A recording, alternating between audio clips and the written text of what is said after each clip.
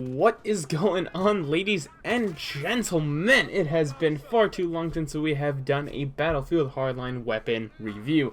But with the new DLC Robbery out, fresh on the table, we have some new weapons. And ladies and gentlemen, I am proud to present the first of many very short. These weapon reviews are always short. Am I fucking kidding? They're always short. They're quick comparisons just to get you on the go. It's like a snap, fast, go. Get the video rolling, get everything going. You know, you want to know the gun. You don't want to sit here too long. And there's not really too much else to talk about. I don't know how some people can, like, go 7 minutes on a video. I like it short, sweet, my attention span's off. Like, right now, I'm babbling completely off about something. And back to the weapon review. Today, we'll be talking about the MP7.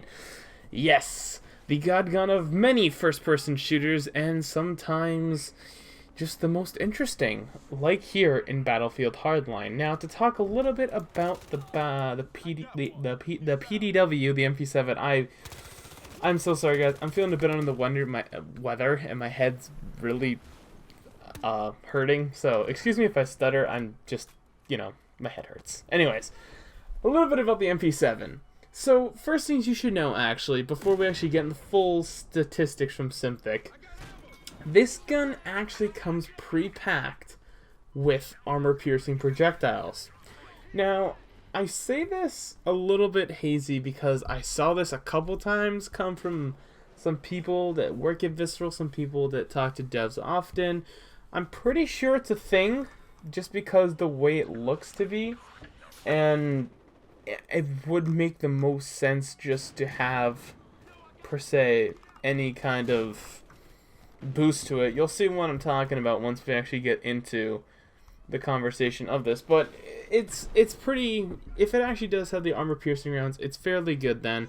I mean, it's overall still a good PDW, but it doesn't get blocked out by the armor piercing, the armor inserts. And here's exactly why, pulling up the Synthic stats. As we can see, the MP7 has a 20 max damage and a 10 minimum. So that means if it did not have the AP rounds, you'd only be doing 13 damage to someone. So hopefully those AP rounds, I'm pretty sure they are a thing, because I haven't noticed anything, but definitely a good call on Visceral's part to put something like this. Also, the FN57 is the same thing, pre-equipped with armor-piercing rounds, so it punches right through that pesky body armor. Looking at the rest of the stats here, we've got a minimum damage of 10, a drop-off start of 20 meters, drop-off end of 40 meters, RPM of 950. That is phenomenal. This thing is a little lead hose with a with a muzzle velocity of 420. Oh yeah, blazing it. Get it? Fire rate's blazing fast. 420, blaze it. Blaze it. Oh, good God. What am I doing in this video?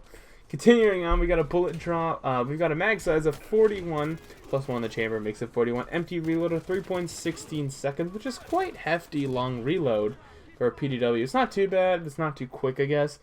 Reload both left and chamber 2.6. Recoil up of 0.25. Recoil left of 0.2. Recoil right of 0.4, and a first shot multiplier of 2.5.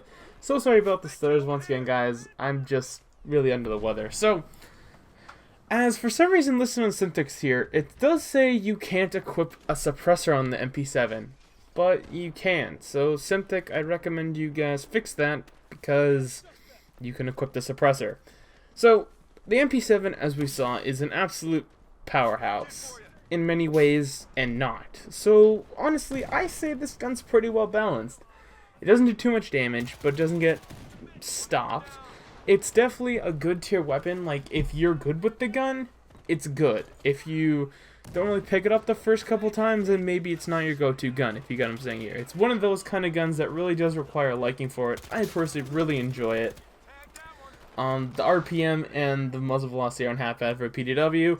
The damage and drop-off aren't too bad either, once again, for PDW. Of course, the 20 damage does suck, but at least you're not affected by armor-piercing round, or at least you have the effect of armor-piercing rounds. I'm so sorry once again, guys.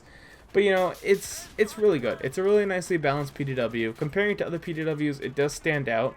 The K10 and obviously the MPX will always remain dominant because it does have that faster fire rate and hits harder, so it's always a 3-shot kill. I don't think it's been nerfed yet. The K10 has been nerfed, but it's still pretty powerful with a 1200 RPM and does like 20. It does 32 max. No, it does 33 max damage, so it's still a 4-shot kill, which there's nothing wrong with that. And yeah, so I know it seems weird because we're talking about damage and fire speeds, but like I said, it's a gun that if you're good with it and you feel comfortable with it, it will be good for you. Definitely not top tier, obviously, but definitely not bottom tier, which is fantastic. I'm looking at you, M45. I'm looking at you.